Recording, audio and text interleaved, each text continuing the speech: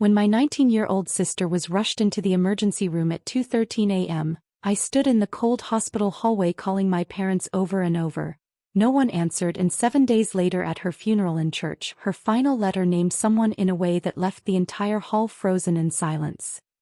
It was 2:13 a.m. when the ER doors flew open and the paramedics rushed my 19-year-old sister past me on a rattling stretcher, her hair still damp from the shower she'd taken before bed. I remember that detail because it didn't match the blood soaking through her gray sweatshirt. I was standing in the freezing hallway of Larkhaven Medical Center in Marlow Ridge, Ohio, calling our parents again and again. Mom's phone rang 12 times. Dad's went straight to voicemail. They were at some couples reset weekend 2 hours away. I left messages I barely remember. It's serious. Call me. Please. No one answered. A nurse with tired eyes stopped in front of me. You family. I'm her sister, I said. Her emergency contact. Her name was Ivy Rylan Mercer. 19. First semester at Crestfield Community College.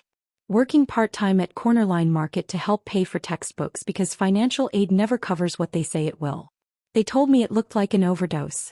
I said that wasn't possible. Ivy barely drank. She once called me to ask if cold medicine could mix badly with allergy pills. She was at a party, the doctor said carefully. We're doing everything we can. I kept calling. 246, 302, 317. The hallway smelled like bleach and old coffee. A janitor rolled past me like it was just another shift. At 4:08 the doctor came out. He didn't need to speak. Mom finally texted at 5:12 a.m. Everything okay? We were asleep. I stared at that message until my screen went dark. 7 days later, I stood in the back of Willow Creek Assembly Church while people who hadn't shown up for Ivy in years dabbed at their eyes. My parents sat in the front row, holding hands like they'd been the ones pacing hospital floors. Mom, Delaney Mercer, wore black like it was a performance. Dad, Harlan Mercer, shook hands and said, "We're just trying to stay strong." I'd cleaned out Ivy's dorm room alone. I'd boxed up her notebooks, her peach shampoo, the oversized hoodie she stole from me in high school. I found the hospital bill in her email. $19,084. Insurance denied part of it.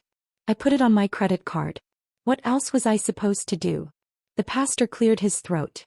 Ivy left a letter. Mom stiffened. What letter? The pastor unfolded a lined sheet of paper. She asked for this to be read if anything ever happened to her. My stomach dropped. I'd found that letter in her desk. It was addressed to me, and underneath my name she'd written, "If they won't listen." The pastor began reading. "If you're hearing this, something went wrong. I need someone to know the truth." The room shifted. I didn't take those pills on purpose. They were given to me at Kellen Ward's apartment. He said they'd help me relax. I told him I didn't want them. He said I was being dramatic. A ripple moved through the church. Kellen Ward, son of Councilman Blaine Ward, starting quarterback at North Valley State. His family name was on half the buildings downtown. Mom turned and looked at me like I'd written the letter myself. The pastor continued. When I started feeling sick, he told me not to ruin his night. He drove me back to my dorm and left me outside. My hands went numb. I called Mom. She didn't answer. Called Dad. Nothing. I didn't want to bother my sister because she already does so much. That one split me open. If something happens to me, please don't let him say I chose it. Silence swallowed the room. Across the aisle, I saw Kellen's mother go pale. Dad stood up abruptly. "This is inappropriate," he said. I stood before I even felt my legs move. "We know it's true," I said. "Because I have her phone." Heads turned. I have the text. Him telling her to chill. Him saying she was being crazy. Him refusing to take her to the hospital because he'd been drinking. Mom hissed my name like I was the problem. "You knew she was scared of him," I said to her. "She told you." Dad's face flushed red. "This isn't the time." "It's exactly the time." I had already gone to the police with the letter and the screenshots. The officer had nodded slowly and said, "We'll review it," which meant nothing. So I sent everything to Tamsin Avery Cole, a local investigative reporter at Channel 9. She called me the next morning.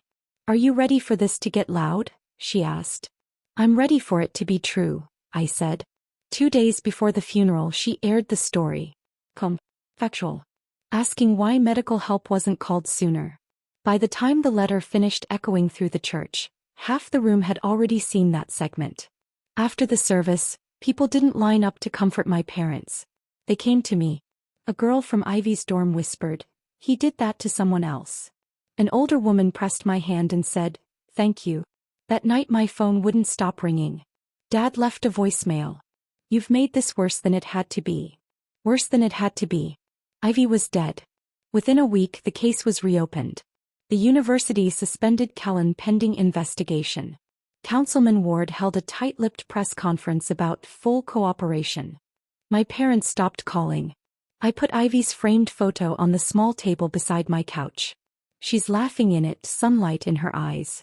I still have debt. I still work overtime at the insurance office. Grief doesn't cancel rent. But something changed in me. I used to be the quiet fixer. The one who smoothed things over. That night at 2:13, silence didn't save her. It only saved him. A month later I started volunteering with a campus safety group. Nothing dramatic. Folding tables.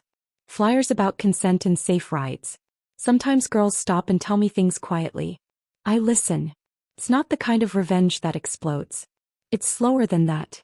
Every time Kellen Ward's name is followed by a question instead of applause, that's something. Every time a girl calls for help and someone actually answers, that's something. I couldn't save Ivy at 2:13 a.m. But I made sure no one could say she chose it. And this time I didn't stay quiet.